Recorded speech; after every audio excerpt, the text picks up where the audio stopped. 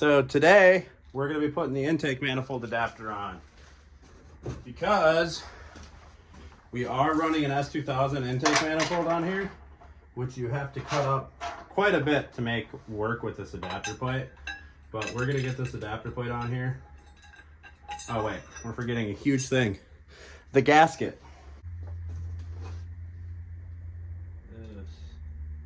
This is not right. Hey guys! As you can see in the last clip, I was going to put the intake manifold adapter on until I realized that I ordered the wrong gasket. So K-series are usually two-piece manifolds. Actually, I can show you right here. So I ordered an OEM gasket, but it was for the plenum that bolts to the one that actually goes to the intake. So I had to go get the old trusty Felpro. Hopefully this thing holds, because I'm not the biggest Felpro fan, I'll say. And we're gonna get this on the block. Maybe we can get some coolant stuff plumbed today. Let's get this in her. Fuck, Ricky. Stuck underneath the starter. Oh, hey! Look at that. This manifold gasket sounds crunchy. So, I'm honestly a little displeased with this manifold adapter. You have to like oval out a couple holes on the S2000 manifold, which I don't really care about. But I don't think your average guy is going to be stoked about this. Also, I thought cutting up the manifold to make it fit on this adapter plate was much easier because you have to cut EGR and the rear water coolant outlet off. And it's a shit ton of stuff, and it's a lot of cutting, and it super sucked. So maybe if I did this over again, I mean, if you really want to be on a budget, this is definitely the way, because this thing's so cheap. It's like $100 and something. But maybe consider one of the K-series rear-wheel drive swap manifolds, because I just have so many of these. And look how beautiful this piece looks. Shout out to Ray for vapor honing this. I kind of fucked it up because I plugged all these ports after the fact. And yeah, but it looks like brand new again.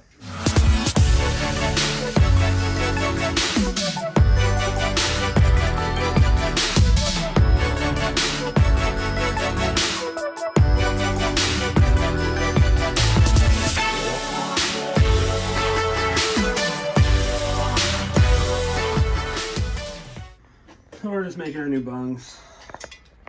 Drilling and tapping some 8th MPT.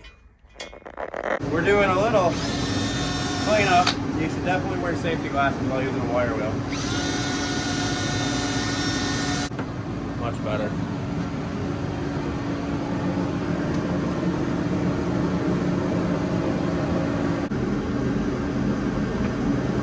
Dude, I told you, quit fucking filming me!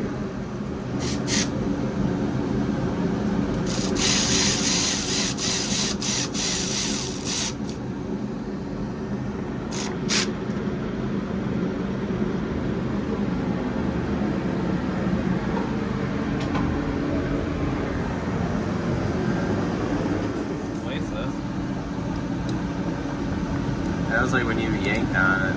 Yeah, whatever, dude. Not fucking buying it. We gotta replace this broken cam sensor. Thanks to Dr. Dorcas over here. This is the one we need.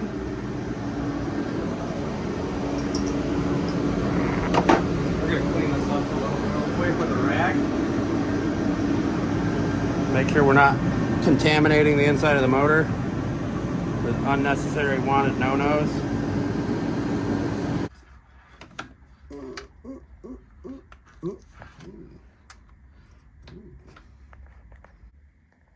Alright guys, so we added a few ports on the bottom of the manifold. I did them at a slight angle on purpose. So when it's in the car like this, I definitely didn't do them on purpose at an angle. I just didn't care and I just wanted to get them done. So now they are actually perfect though for hooking everything up if you can get down in there and show them. So as you can see down there, that's going to be our 3 vacuum ports, and they're going to be hidden very nicely. And so I'm going to talk about this. Definitely recommend ordering something online because I went to 3 different stores. I went to Menards, Home Depot, Ace Hardware, and I had to run this adapter. So this is 3/8 elbow, 3/8 pipe, to a 3/8 to 1/2 inch adapter, to a 1/2 inch elbow, to a 1/2 inch to 5/8 hose barb. Too many connections that I would prefer not to have because that's way more failure points than I would like. But I want to get this thing together. If it leaks, we'll replace it with something nicer, or maybe build a pipe with a bend in it already. But for now, this should be plenty fine. So we're gonna run this for now and hope the hell it works. Well, we just got most of the coolant lines plumbed. Not a lot of people online cover this, so if you go over here, you can see the rear water outlet fitting on that side connects to this side of the HVAC if you're going to continue to run heat. Then you can either take the line from here or use this hard line, and that usually connects all the way to over here. But if you come over here, there's not really a great way because this hard line has a bend on it that way. So I got rid of this hard line and I added this rubber hose, and I'm hoping it doesn't hit on the firewall once the trans is in place. So I might have to reroute this because I was trying to fit it through a tight little thing over here, but it was one to kink the hose. So I just got it ran like that, connected to the hard pipe, intake manifold port to the thermostat housing. Hand me the old hose.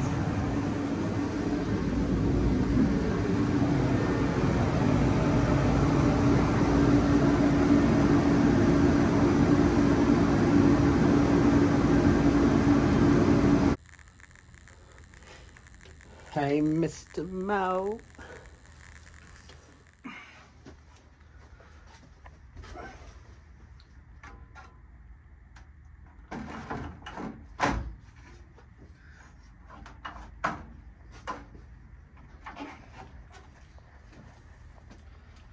It's in. Radiator. I can't. I usually use Super JDM bolt, but I'm gonna replace these radiator stays finally because they're fucking super ugly, and I want some fancy looking ones. So I'm just setting these in here so it just holds the radiator for now, and we'll get some fancy ones on the way. Speaking of fancy, I actually did get a fancy part in today. Let's see.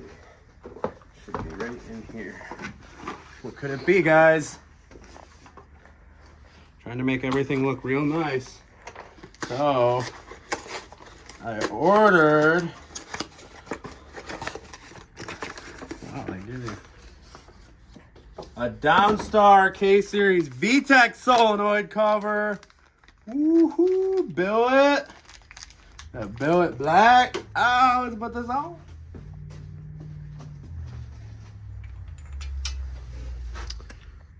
Bam! Look at that.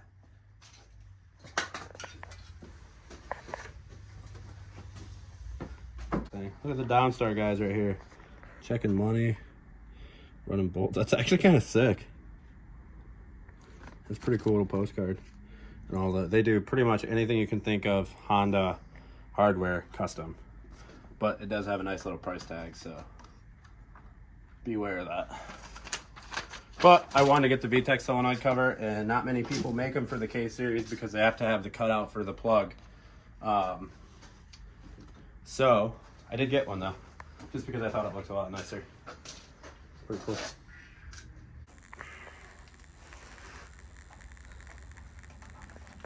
We're getting the bottom radiator hose on. Shitty part about aluminum is once you stain it, really hard to get this again. Look at this, guys. Car's back on the ground, all 4. I actually decided to make a change. So I bought one of these swivel billet thermostat housings. Still gonna make things a little bit of a pain because the lower hose wants to hit the mount. But hopefully this thing doesn't leak. These things have a bad reputation for leaking, but I want to try it. It was only $32 shipped next day from Amazon. So I figured I'd give it a try. Worst case, I'll throw the OEM one back on if it does leak. So that was a little change from the last video. And the reason we got the car on all 4 wheels is because we're going to be taking it somewhere very special to have something built. Hint, hint.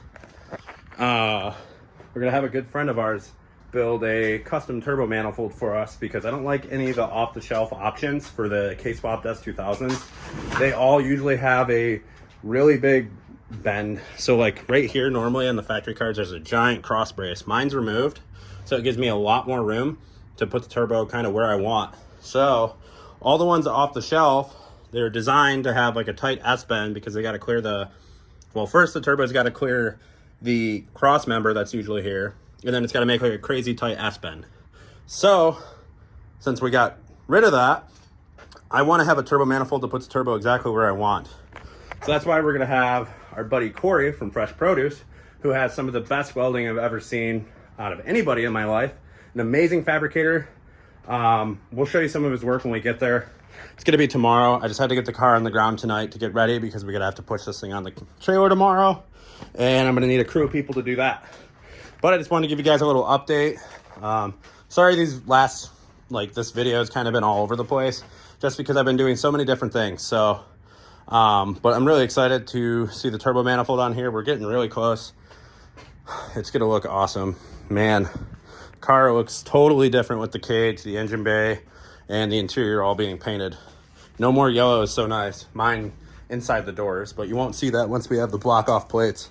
And same with up here. This is going to be covered by the windshield, so you won't see this. But yeah, I just thought I'd give you guys a little update on what's been going on. All right, just got the car loaded up.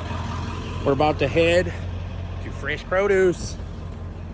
Strap down. Let's hit the road. Here he is, Big Slime himself, baby. Getting ready to lay down the Ultra Slimer. All the slime. He's gonna put down the Slimer in the engine bay right here. Oh, hold on. The camera's a little foggy. Already slimed up the camera. Yeah, look at that. He's real excited to get slimy. Tyson, Wyatt, Brendan. It's here. Corey's car over there. Rod's hanging out of it. He's letting it idle right now. What do you got here, Slimer? Just some slime. Look at that. He's got the K-Series super billet flange. Yeah. Super billet. Super billet, yeah. Corey just machined this up in the front. He has a Play School Bob Builder tool set. It's a really nice CNC machine he's got up there. What do you think? Is it going to be easy or hard? It's going to be easy.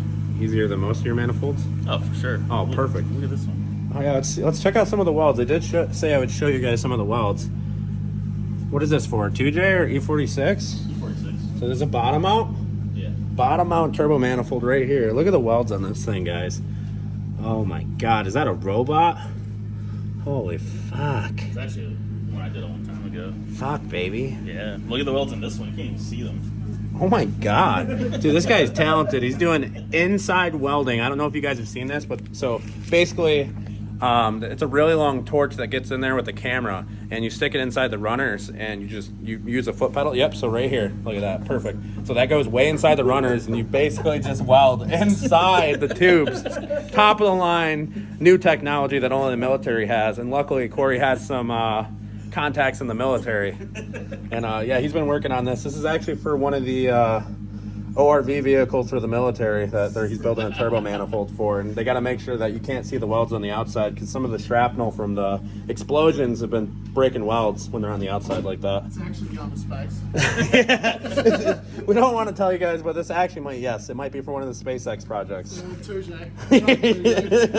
All right, we're about to leave the shop, but I figured I'd show you Mr. Misco Big Slime himself. E46 sedan, very stylish. He's got the Cobra R wheels on here right now, or just Cobra wheels. Yeah. Sorry. He's got his custom FIA certified seat right here. It's pretty good seating position. He really likes using the wheel instead of a regular seat. Luckily, he got this inspected, and it does pass FIA regulations. Full cage done by the man himself here. Link ECU, of course. He'd run nothing but the best. Oh yeah, this is a car I went on Drift Week 2 with. We drove 7,000 miles in this car, pulling a trailer. And he's got a rear mount radiator set up back here. At the time, and actually still right now, if you can, I can't fit my phone between the gap, but there's no ducting in here. So we drove through Arizona and a bunch of places with no ducting and a car that had to have the heat on the whole time because it wanted to overheat. Maybe I'll include a picture of what we looked like.